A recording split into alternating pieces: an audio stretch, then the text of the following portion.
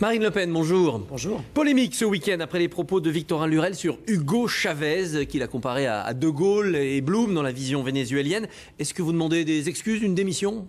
Non mais écoutez, c'est une polémique qui est complètement stérile. Il faut que les élites UMP et PS arrêtent de faire mumuse et passer leur existence à multiplier les polémiques les unes après les autres. C'est ce que disait Manuel Valls hier, vous êtes d'accord avec lui là-dessus ? Écoutez, ce que pense le ministre des Dom-Tom que personne ne connaît, honnêtement, tout le monde s'en moque. Moi, j'étais hier chez des agriculteurs, avant-hier auprès des pêcheurs bretons. Voilà, eux, ils ont vraiment des préoccupations, ils sont en train de mourir, doucement mais sûrement.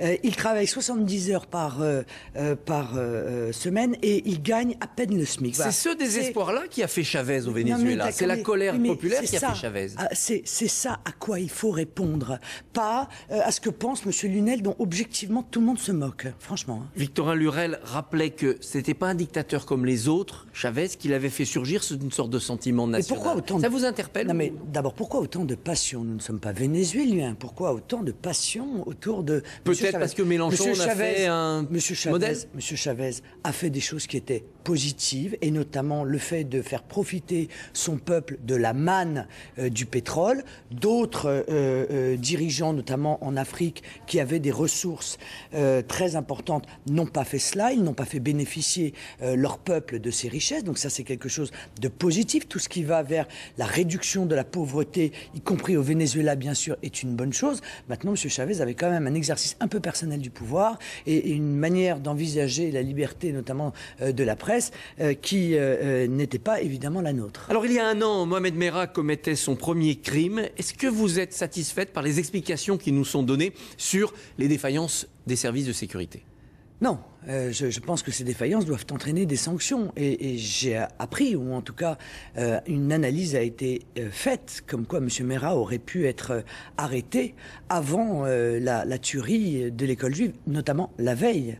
Mais qu'il ne l'a pas été parce qu'un certain nombre de services étaient absolument obsédés par la piste d'extrême droite.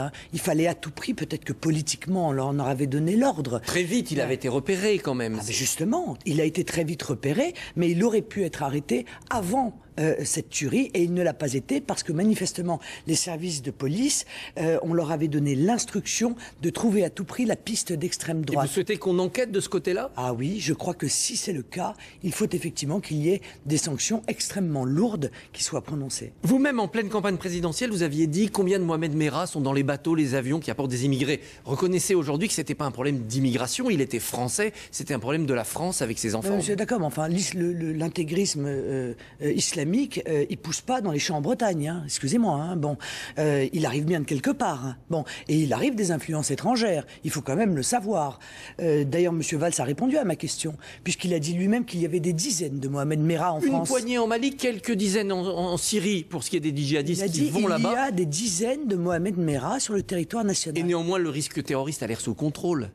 Ah bah écoutez, non, je ne le crois pas. Je crois que le risque terroriste n'est pas sous contrôle tant que tous ces intégristes ne sont pas ou en prison ou expulsés. Il y en a beaucoup d'expulsés quand même. Manuel Valls, c'est la fermeté incarnée quand même. Non, c'est exactement la même chose que Nicolas Sarkozy. Quand les lumières se braquent, on en expulse un ou deux.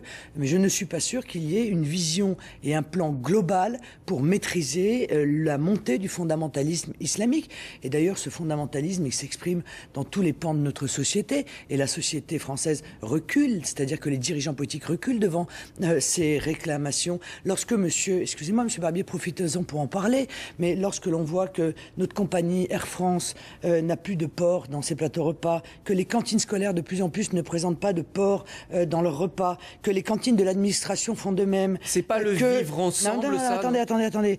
Quand les associations humanitaires, comme les Restos du Cœur ou comme le Secours catholique, refusent les dons de produits qui contiennent du porc, est-ce que là, quand même, on ne se soumet pas aux revendications des plus extrémistes. Où on essaye de faire du vivre ensemble pour que personne ne se sente exclu. Eh ben voyons, Eh bien, voyons, donc ça veut dire que les Français qui sont soit non-croyants, soit d'ailleurs les musulmans qui ne sont pas intégristes, ou ceux ou les catholiques, parce que notre pays est tout de même, a tout de même des racines catholiques, il faut quand même le rappeler, eh bien, ces millions de gens-là doivent se soumettre aux diktats de quelques-uns qui ne supportent pas que l'on puisse avoir du jambon dans une cantine. Mais on vit où, là, monsieur Barbier? On n'est pas en Arabie Saoudite, ici. On n'est pas au Qatar. On est en France. Alors, évidemment, quand on voit ces éléments-là, on se dit que derrière, les fondamentalistes doivent quand même pousser très fort, et à mon avis, dans également d'autres domaines. François Hollande va en Bourgogne passer 2 jours. C'est un bon moyen de reprendre le contact avec les Français? Si c'était aussi simple que ça, monsieur Barbier, je pense que monsieur Hollande serait déjà depuis longtemps à parcourir les chemins de France. La réalité, c'est que sa politique est catastrophique. Voilà, les Français s'en rendent compte. Il n'y a rien à attendre de lui. Certains Français ont pensé qu'il ferait une politique différente de celle de Nicolas Sarkozy. Ça n'est pas vrai. C'est le même enfumage médiatique sur l'insécurité. C'est la même politique d'immigration massive. C'est le même gouvernement technique qui prend ses ordres à Bruxelles et qui impose l'austérité à notre pays. Mais qui fait 5 milliards d'économies sur le budget de l'an prochain, donc qui montre sa capacité au sérieux. Non, parce que les économies, ça dépend lesquelles. Si c'est des économies en augmentant les impôts ou en baissant les prestations sociales aux Français... Économies dans tous les ministères, a dit Jérôme Cahuzac. Ce sont des mauvaises économies. Et puis, M. Cahuzac, comment dire... il met les petits cailloux, parce qu'aujourd'hui c'est 5 milliards, et puis dans 3 mois ce sera à nouveau 5 milliards, et puis dans 3 mois à nouveau 5 milliards. Il pense qu'en diluant comme ça les mauvaises annonces, il va pouvoir berner les Français. La réalité, c'est qu'ils sont en train de mettre en place une politique d'austérité terrifiante qui a comme conséquence l'explosion du chômage, la baisse massive du pouvoir d'achat et évidemment l'arrêt, la mise à l'arrêt de pans entiers de notre économie. Eh bien, cette politique, elle est néfaste à notre pays. Il faut lui dire non. Et si on pouvait le faire lors d'un référendum, en tout cas que j'ai réclamé à monsieur Hollande, organisé en janvier 2014, pour que les Français puissent s'exprimer sur l'Union européenne et sur la politique qu'impose l'Union européenne, ce serait à mon avis un grand exercice démocratique.